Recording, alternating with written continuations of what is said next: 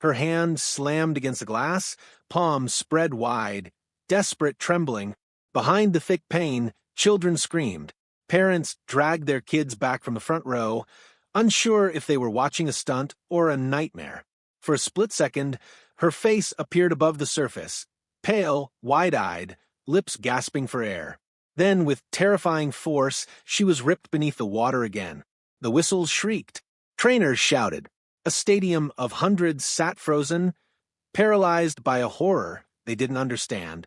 Some people still clapped, nervously, thinking it was all part of the performance. But it wasn't. This was not a show. This was not a trick. This was the last performance of Kayla Morris, the trainer who loved her dolphins like family and who would lose her life in front of them. The screams echo long after the water settles. And yet, to truly understand how this moment happened, to understand why those dolphins turned on the one person who trusted them most, we must go back. Back to the beginning of Kayla's story. Kayla Morris was not born into fame. She didn't grow up with wealth or privilege. She grew up with the sea. The California coast was her playground. While other kids built sandcastles, Kayla charged straight into the waves, laughing when they crashed over her head, returning to the surface each time with a grin as wide as the horizon. Family videos show her at 5 years old, standing in the shallow surf, arms outstretched like she could embrace the entire ocean. Her parents would tell friends, "She has no fear of the water." And they were right. From the start, Kayla wasn't just fascinated by the ocean, she was obsessed with its creatures. Dolphins especially. She collected dolphin figurines, decorated her room with dolphin posters, devoured every book she could find about marine life. When asked what she wanted to be when she grew up, she never hesitated. "A dolphin trainer," she would say, eyes shining with a confidence that made adults smile, politely, never thinking it would actually happen. But Kayla was relentless. She volunteered at aquariums as a teenager, cleaning tanks, handing out brochures, doing anything just to be close to the animals she loved. She spent hours studying biology, determined to turn her dream into reality. Unlike many kids whose dreams fade with age, Kayla's only grew stronger. And when she finally stepped into the world of marine training, she felt she had arrived home. At just 23 years old, Kayla landed a coveted position at one of the largest marine parks in the country. To her, it was the culmination of everything she had ever wanted. She wore the wet suit like armor, walked the slick concrete paths with a confidence earned from years of preparation. Children adored her energy. Adults admired her command in the water. She didn't just perform, she connected. Her colleagues remember her as fearless. One former co-worker described her this way. Kayla had this light. She wasn't just doing a job. She believed in it, in them, in the dolphins. She treated them like equals, like family. But family is complicated, and sometimes family betrays you. Kayla never believed her dolphins could truly hurt her. She dismissed warnings, brushed off minor incidents, and trusted love would be enough. But the truth was darker. The truth was that these dolphins, the very animals she believed were her partners, were carrying wounds of their own. Wounds that no amount of affection could heal. And soon, those wounds would bleed into violence. The crowd only saw sleek bodies slicing through water, glittering arcs in the sun, smiles carved into dolphin faces. To the paying audience, these animals were joy itself, playful, gentle, safe. But behind those smiles, behind the tricks and splashes, lay a darker reality. The dolphins Kayla swam with were not born in harmony with the stage. They were born in wild oceans, torn away from their pods in violent captures that left scars no human eye could see. As calves, they had known the safety of mothers, the rhythm of the sea, the boundless space of deep waters. Then came the chaos. Boats with roaring engines, nets dropping like walls, family groups ripped apart. Some dolphins were pulled screaming onto decks. Others died in the struggle. The survivors were shipped to tanks. One of the dolphins in Kayla's care had been taken from the waters of the South Pacific. Another was born in captivity, but never knew the wild, raised in a sterile world of glass and concrete. Both carried a history of confinement, and captivity changes everything.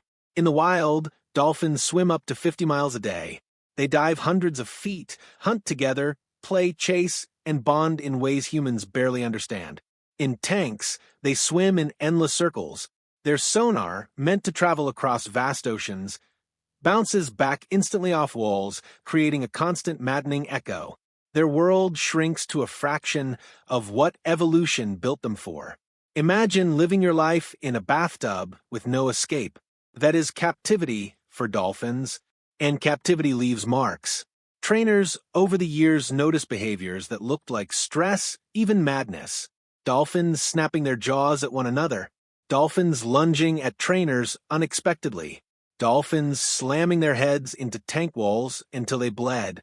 To the public, shows seemed magical.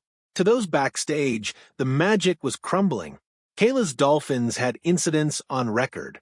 One had bitten a trainer's leg, leaving a deep gash that required stitches. Another had rammed a performer in the chest during a rehearsal, cracking a rib. Yet these incidents rarely made headlines. Inside the park, they were dismissed as miscommunications. Management urged trainers not to dwell on them. After all, accidents happen in any workplace. But these weren't accidents. These were warnings. Former trainers would later reveal the truth. They described a culture of silence where speaking up meant risking your job.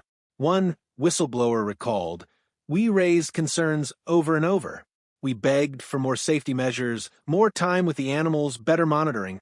We were told to focus on the positives. Revenue was everything. The shows had to go on." The Dolphins' lives were measured not in miles swum or families formed, but in ticket sales and show schedules. For shows a day, sometimes more with rehearsals between. The animals performed the same routines, the same leaps, the same tricks over and over. They were rewarded with fish, but deprived of freedom. And the frustration grew.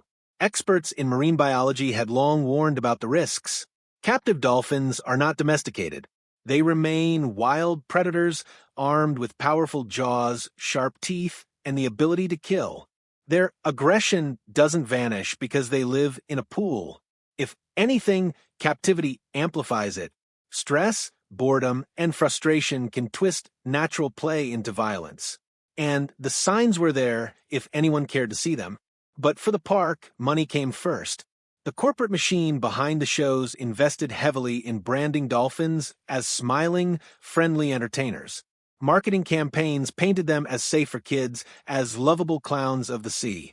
Families bought tickets by the millions. Tourists snapped photos with their children standing just feet away from creatures that could break bones with a single strike. The illusion was powerful and profitable.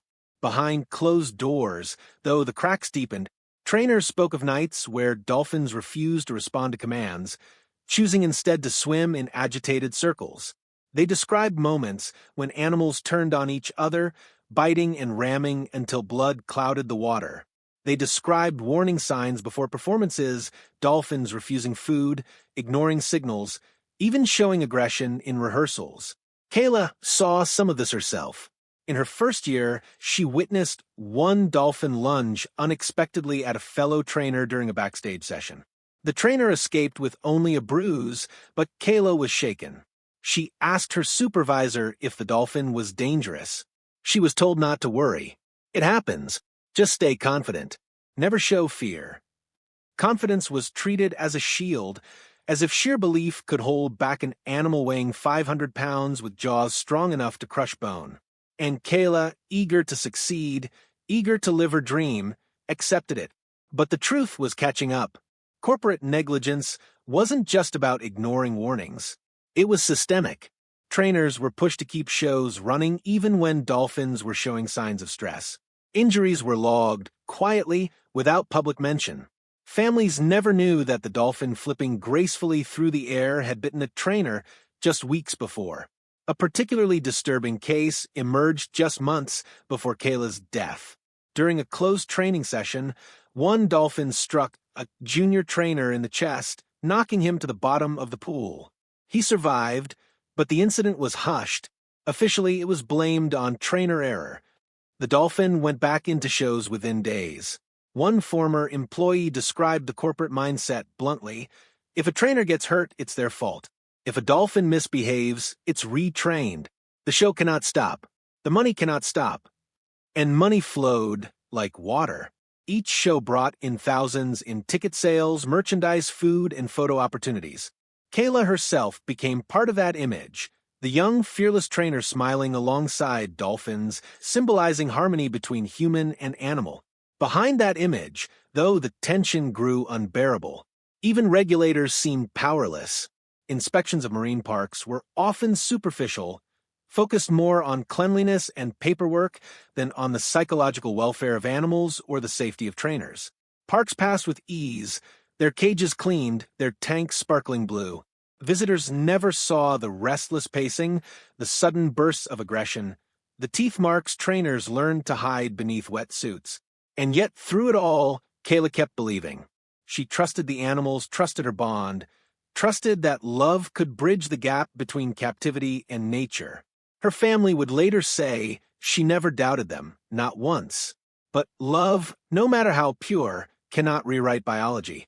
The dolphins were not villains. They were captives, trapped, pressured, and pushed to perform until the breaking point. And on that fateful day, the breaking point came. The stage was set long before Kayla entered the pool. Years of ignored warnings, silenced voices, corporate greed, and animal suffering collided in one final, irreversible moment. The crowd thought they were coming to see a show.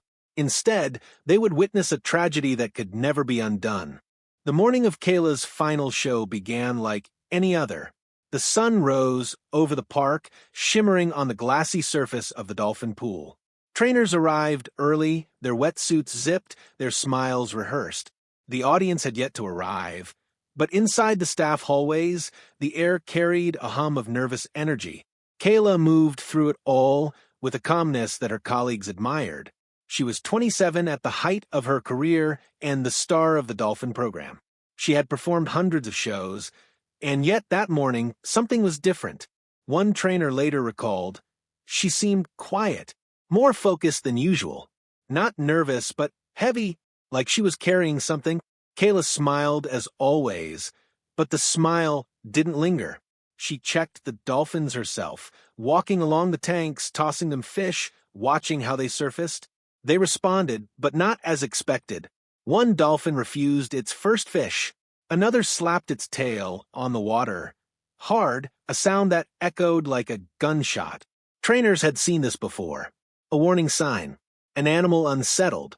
Kayla noted it, but said nothing. The show was scheduled, the seats were filling, and the machine of entertainment had no pause button. By noon, the stadium roared with energy. Families streamed in, parents carrying popcorn and children bouncing with excitement. Music blared from speakers. Announcers hyped the crowd, describing the magical bond between human and dolphin. And then came Kayla. She ran out smiling, waving to the crowd, her wetsuit gleaming, her hair tied back tight. The spotlight hit her, and the stadium thundered with applause. The dolphins sliced through the water beside her, sleek and shining, their dorsal fins cutting arcs through the pool. They leapt, twisted, and splashed the front rows, sending screams of delight into the air. It was spectacle, dazzling, perfect, exactly what the park had promised. But beneath the choreography, subtle cracks were already forming. One dolphin swam off-pattern, circling rather than aligning with the others. Trainers on the sidelines shifted nervously. Kayla signaled for the group trick, 3 dolphins rising together in a synchronized leap. 2 responded. The third lagged, surfacing late, slamming its body against the water instead of leaping cleanly. The crowd cheered, oblivious. But backstage eyes widened. They knew what these deviations meant. Something was wrong. Still, the show pressed on. Kayla dove into the water, her body slicing clean into the pool. The dolphins followed, swirling around her, brushing her sides, their movements precise, until they weren't. It began small. A dolphin brushed harder than usual, bumping her hip with a thud. Kayla corrected, smiling, signaling again. The animal circled back. Another bump, this time sharper. The smile stayed fixed on her face, but her eyes flickered toward the sidelines. Trainers tensed. One whispered into a headset, "Something's off. Watch them." Then came the next routine, a foot push. Kayla positioned herself, her body straight like a spear, her legs extended behind her. Two dolphins were supposed to rise beneath her feet, propelling her high into the air. They had done it 1,000 times before. But this time, only one dolphin pushed. The other veered, slamming sideways into her ribs. Kayla's body twisted, nearly collapsing into the water. The crowd gasped, but when she landed clumsily on the platform, she raised her arms as if it had all been part of the act. The audience erupted in applause, none the wiser. Kayla glanced backstage again. Her supervisor gave the signal, "Keep going." And so she did. She dove, once more, cutting into the blue. The dolphins followed, but the energy had shifted. Their movements quickened, sharper, no longer graceful arcs but jerks and lunges. The music still blared, masking the tension, but Kayla felt it. She surfaced, catching her breath, her chest tight, with unease. Then it happened. One dolphin surged beneath her, faster than she expected. Its jaws snapped around her arm.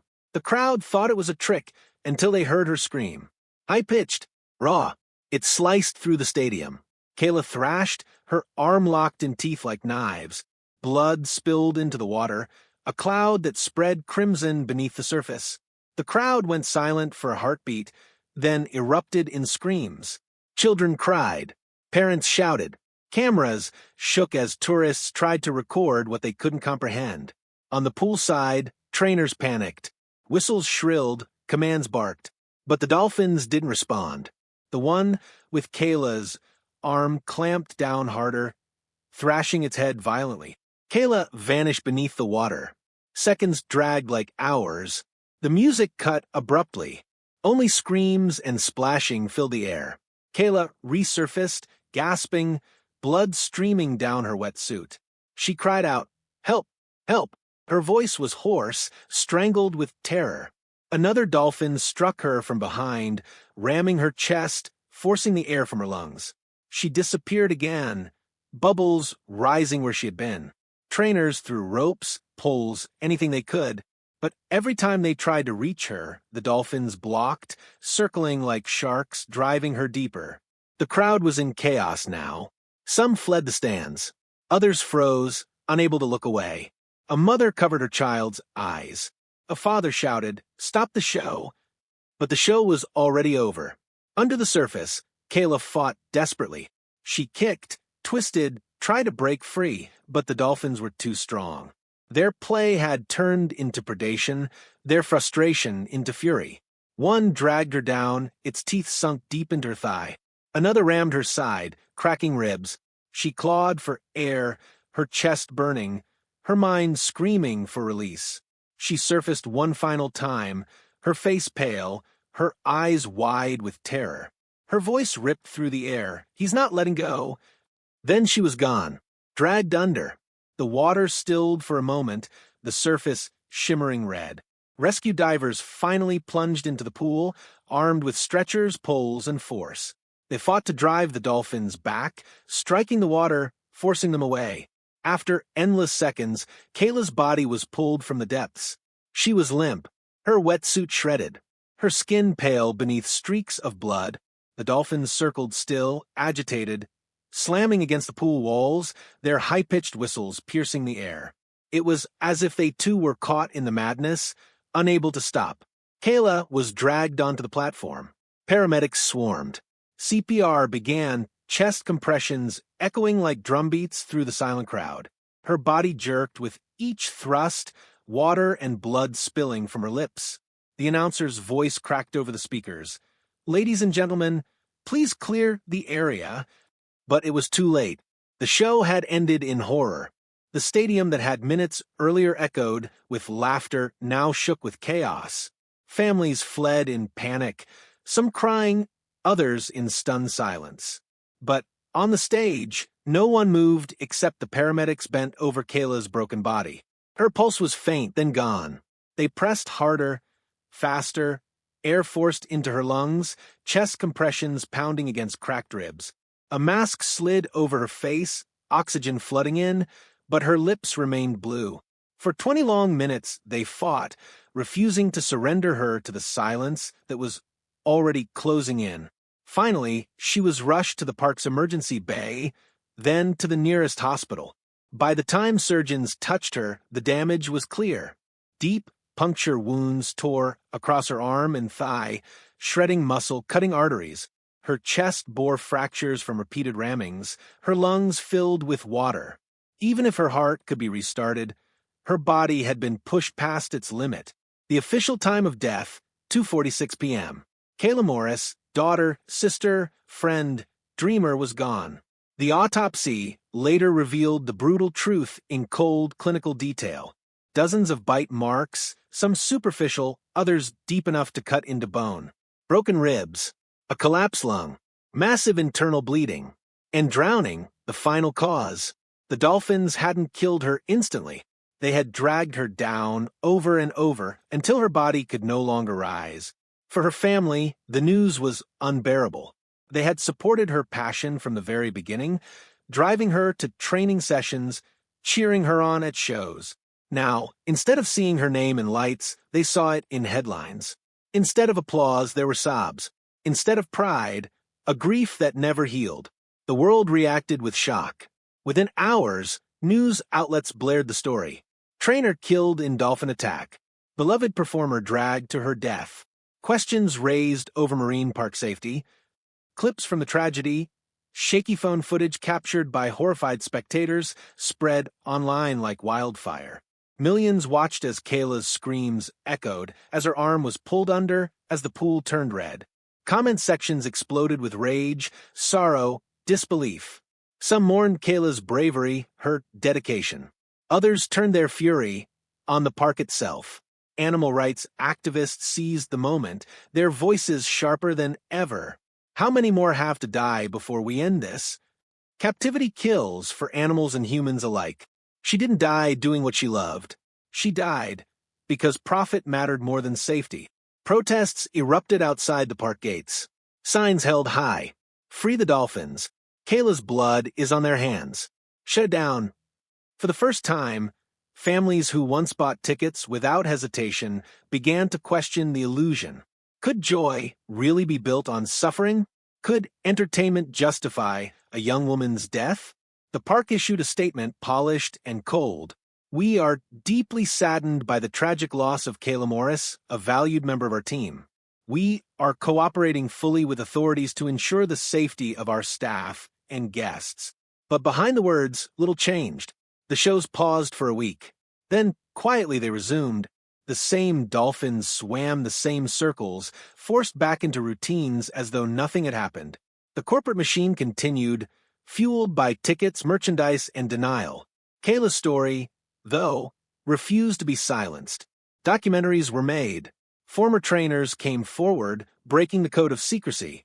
They spoke of ignored warnings, of dolphins showing aggression long before the attack. They spoke of pressure to perform, of profit overshadowing safety. And they spoke of Kayla herself, her kindness, her love, her trust that was ultimately betrayed by a system that valued dollars more than lives. The moral questions cut deep. Who was truly responsible? The dolphins, wild predators trapped in unnatural cages, stripped of freedom until frustration turned violent? Or the humans who built those cages, who exploited them, who pushed trainers into the water despite knowing the risks? Kayla's death forced a reckoning. It revealed that the smiles of dolphins are not smiles at all, but masks, that the tanks are not playgrounds, but prisons, and that behind every leap and splash lies a shadow most audiences never see. In the years that followed, parks faced mounting pressure. Attendance declined. Lawsuits multiplied. Countries banned dolphin captivity outright, declaring it cruel and dangerous. And each new step forward carried Kayla's name, a reminder of the price paid in blood. But for her family, no policy, no protest, no law could fill the emptiness left behind. They remembered her laugh, her determination, the way she would run barefoot into the surf as a child, chasing waves, fearless. They remembered her dream, to live alongside dolphins, to share her love with the world. and they remembered how that dream ended in screams and silence. In the end, Kayla's story is not just about tragedy. It is about truth. The truth that animals are not ours to cage, to break, to turn into performers. The truth that love, no matter how deep, cannot erase the instincts of the wild. And the truth that every choice has a cost, sometimes one far greater than we ever imagined. As the credits of her life roll in our minds, one image remains. The pool, still and silent, long after the crowd has gone. The water darkened by memory. The empty stage where Kayla once stood, smiling, fearless. And the dolphins, circling, always circling, not villains, not monsters, but captives, forever caught between the world they were born for and the one we forced upon them. Kayla Morris's final swim was not just her tragedy. It was our warning.